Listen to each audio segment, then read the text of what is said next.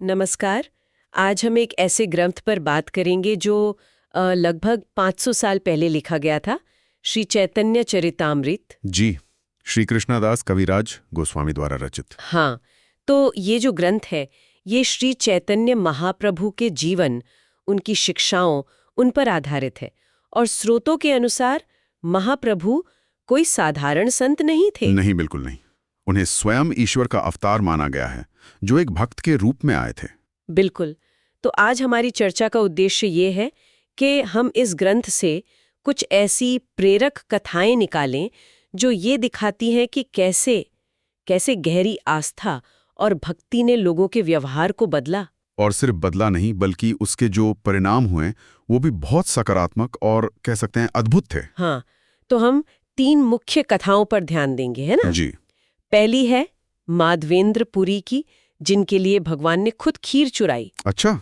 दूसरी साक्षी गोपाल की कथा, मतलब एक मूर्ति अपने भक्त के लिए मीलों पैदल चलकर गवाही देने गई। ये तो सुनने में ही अविश्वसनीय लगता है। और तीसरी कहानी है सार्वभौम भट्टाचार्य की, एक बहुत बड़े विद्वान जिनका पूरा जीवन, पूरा दर्शन ही बदल गया। तो चलिए माधवेंद्र पुरी की कहानी से ही शुरू करते हैं। वो ईश्वर प्रेम में इतने डूबे रहते थे, मतलब उन्हें दिन और रात का भी होश नहीं रहता था। हाँ, उन्हें भूख प्यास किसी चीज की चिंता ही नहीं थी। और एक रात उन्हें एक सपना आता है। सपने में गोपाल, मतलब श्री कृष्ण की एक मूर्ति दिखाई देती है जो जंगल में जमीन के नीचे दबी हुई है। और सपने में गोपाल उनसे कहते हैं कि मुझे बाहर निकालो, मेरी सेवा करो। यहाँ से बात बहुत दिलचस्प हो जाती है। अगली सुबह माधवेंद्र पुरी गांव वालों को इकट्ठा करते हैं और उस जगह की खुदाई शुरू कर देते हैं। अब सोचिए ये कितनी बड़ी बात है। एक सन्यासी आकर कहता है कि मैंने सपना देखा है और हमें जंगल खोदना है। सही बात है, कोई भी यकीन नहीं करता शायद। पर वहां ऐसा नहीं हुआ। ये दिखाता है कि कैसे एक व्यक्ति की शुद्ध भक्ति पूरे समुदाय के लिए प्रेरणा बन सकती है। गांव के सभी लोग फावड़े कुल्हाड़ी लेकर उनके साथ हो लिए। और उन्हें सच में वहां से मूर्ति मिली, एक बहुत भारी पत्थर की मूर्ति। जी। और ये एक तरह से सामूहिक सकारात्मक कार्रवाई का एक बेहतरीन उदाहरण है। कुछ शक्तिशाली लोगों ने मिलकर उस भारी मूर्ति को गोवर्धन पहाड़ी की चोटी पर पहुंचाया। फिर मूर्ति को स्थापित किया गया और एक भव्य अन्नकूट महोत्सव हुआ। अन्नकूट मतलब अन्न का पहाड़। हाँ, सचमुच। गांव वालों ने अपने घरों का सारा चावल, दाल, आटा, घी सब कुछ भगवान के भोग के लिए दान कर दिया। पहाड़ी की चोटी पूरी तरह भोजन से भर गई थी। ये जो सामूहिक प्रयास है ना, जो एक व्यक्ति के विश्वास से शुरू हुआ, यही इस कहानी का एक बहुत जरूरी पहलू है। अच्छा, पर कहानी का दूसरा हिस्सा तो और भी अद्भुत है। कुछ समय बाद गोपाल ने माधवेंद्र पुरी को फिर से सपने में दर्शन दिए। हाँ, और कहा कि मेरे शरीर में बहुत गर्मी है, तुम जगन्नाथपुरी जाओ और वहां से चंदन लाकर मेरे शरीर पर लेप करो। और माधवेंद्र पुरी चल पड़े। रास्ते में वो रिमुना गांव में रुके, जहां गोपीनाथ जी का मंदिर था। और वहां की खीर बहुत प्रसिद्ध थी, तो उन्होंने वो खीर देखी और मन में बस एक इच्छा आई कि काश मैं इसका स्वाद चख पाता तो अपने गोपाल के लिए भी ऐसी ही खीर बनाता। लेकिन ये सोचते ही उन्हें बहुत ग्लानि हुई कि भगवान को भोग लगने से पहले ही मैंने चखने की इच्छा कर ली। हाँ, और वो बिना किसी से कुछ कहे मंदिर के बाहर एक बाजार में जाके बैठ गए। और फिर जो हुआ वो अविश्वसनीय है। गोपीनाथ जी की मूर्ति ने पुजारी को सपने में दर्शन दिए। सपने में? जी। और कहा, मैंने अपनी धोती के नीचे एक सन्यासी के लिए खीर का एक पात्र छुपा कर रखा है, उसे जाकर दे दो। क्या बात है! पुजारी हैरान हो गए। उन्होंने मंदिर खोला तो सच में मूर्ति के पीछे खीर का पात्र मिला और वो उसे लेकर पूरे बाजार में माधवेंद्र पुरी को ढूंढने लगे। और जब उन्होंने वो खीर माधवेंद्र पुरी को दी तो सब चकित रह गए। उसी दिन से गोपीनाथ जी का नाम क्षीर चोर गोपीनाथ पड़ गया, मतलब खीर चुराने वाले गोपीनाथ। कमाल है, भगवान को अपने भक्त के लिए चोर कहलाना भी मंजूर हो गया। बिल्कुल। और यही तो दिखाता है कि ये संबंध प्रेम का है, नियमों का नहीं। भगवान अपने भक्त की एक छोटी सी इच्छा के लिए सामाजिक नियमों को भी तोड़ देते हैं। और कहानी यहीं खत्म नहीं होती। नहीं, जब माधवेंद्रपुरी चंदन लेकर वापस लौट रहे थे तो भगवान ने फिर सपने में आकर कहा कि यात्रा बहुत कठिन है। हाँ, उन्होंने कहा कि तुम ये चंदन गोपीनाथ जी को ही अर्पण कर दो, क्योंकि गोपाल और गोपीनाथ में कोई भेद नहीं है। तो इससे क्या पता चलता है कि भक्त की सुविधा और सुरक्षा के लिए भगवान स्वयं व्यवस्था करते हैं। सच्ची भक्ति का परिणाम दैवीय संरक्षण के रूप में मिलता है। वाह, तो ये तो हुई माधवेंद्रपुरी की कहानी। हमारी अगली कहानी एक वचन के बारे में है जिसके साक्षी स्वयं भगवान बने, साक्षी गोपाल। जी, ये कहानी है दक्षिण भारत के विद्यानगर की। 2 ब्राह्मण थे, एक वृद्ध और एक युवा, जो साथ में तीर्थ यात्रा पर निकले थे। और उस युवा ब्राह्मण ने पूरी यात्रा में वृद्ध ब्राह्मण की बहुत निस्वार्थ भाव से सेवा की। ये बहुत महत्वपूर्ण बात है, क्योंकि शास्त्रों में भक्त की सेवा को भगवान की सेवा से भी ऊंचा माना गया है, और उस युवा का व्यवहार इसी का एक आदर्श उदाहरण था। तो इस सेवा से प्रसन्न होकर वृद्ध ब्राह्मण ने वृंदावन में गोपाल जी की मूर्ति के सामने अपनी बेटी का विवाह उस युवा से करने का वचन दे दिया। लेकिन वचन देना एक बात है और उसे निभाना दूसरी। हाँ, जब वे घर लौटे तो परिवार और समाज के दबाव में वो अपने वचन से मुकरने लगे। उनके बेटों ने साफ मना कर दिया। तब उस युवा ब्राह्मण ने कोई झगड़ा नहीं किया।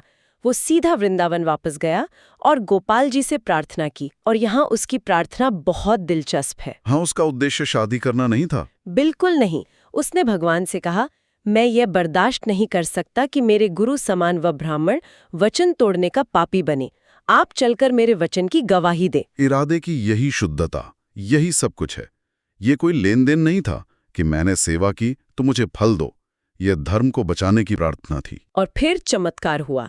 गोपाल जी की मूर्ति ने बात की। जी, मूर्ति ने कहा, मैं तुम्हारे पीछे पीछे चलूंगा, तुम मेरे पायल की आवाज सुन सकोगे, लेकिन पीछे मुड़कर मत देखना। और वो चल पड़े, एक इंसान आगे आगे और एक पत्थर की मूर्ति उसके पीछे पीछे। ये कल्पना करना भी मुश्किल है। लेकिन जैसे ही वो अपने गांव के पास पहुंचा, उसे पायल की आवाज आनी बंद हो गई। और उसे शंका हुई। हाँ, उसे लगा कहीं भगवान रुक तो नहीं गए, और उसने पीछे मुड़कर देख लिया। और मूर्ति वहीं स्थिर हो गई। देखा जाए तो भगवान ने अपना काम पूरा कर दिया था। वे गवाही देने के लिए आ चुके थे।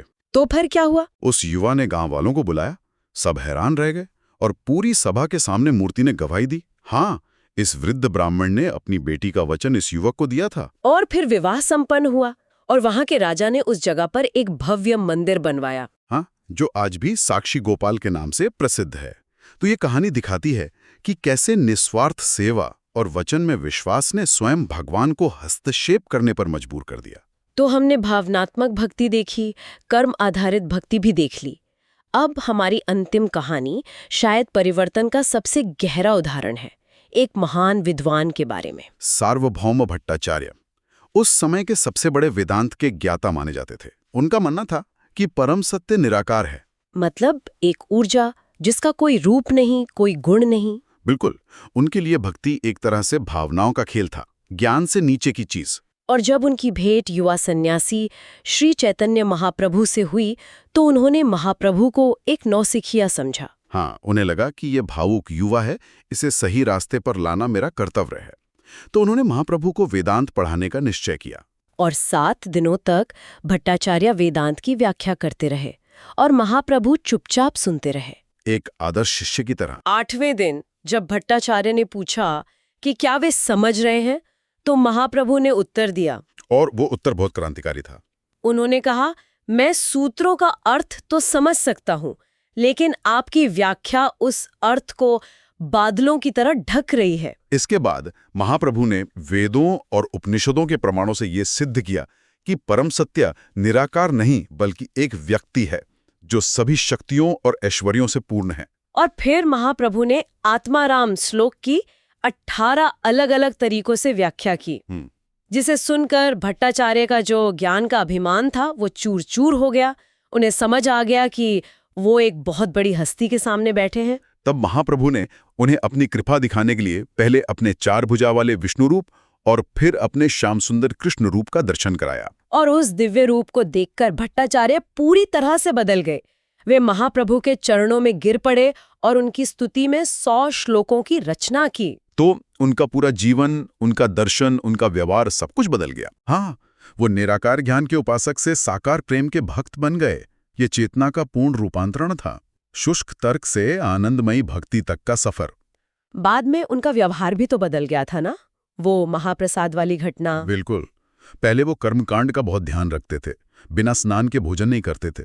लेकिन भक्ति में आने के बाद जब महाप्रभु ने प्रसाद भेजा तो वो बिना किसी नियम की परवाह किए तुरंत उसे ग्रहण करने लगे। तो आज हमने ये 3 अद्भुत कथाएं सुनी, माधवेंद्रपुरी का शुद्ध प्रेम, साक्षी गोपाल की निस्वार्थ सेवा और सार्वभौम भट्टाचार्य का बौद्धिक समर्पण। और ये कथाएं हमें एक ही संदेश देती हैं कि सच्ची भक्ति, चाहे वो किसी भी रास्ते से आए, वो व्यक्ति के व्यवहार को सकारात्मक रूप से बदल देती है। और ऐसे परिणाम लाती हैं जो अक्सर चमत्कारी लगते हैं। बिल्कुल। और ये सिर्फ व्यक्ति का नहीं बल्कि पूरे समाज का उत्थान करते हैं। तो आज की चर्चा एक विचारणीय प्रश्न छोड़ जाती है। इन कहानियों में ईश्वर को बात करते, चलते, यहाँ तक कि चोरी करते हुए दिखाया गया है। यह एक अमूर्त विश्वास से बहुत आगे की बात है। हाँ, ये एक संबंध है, एक दो तरफा संवाद।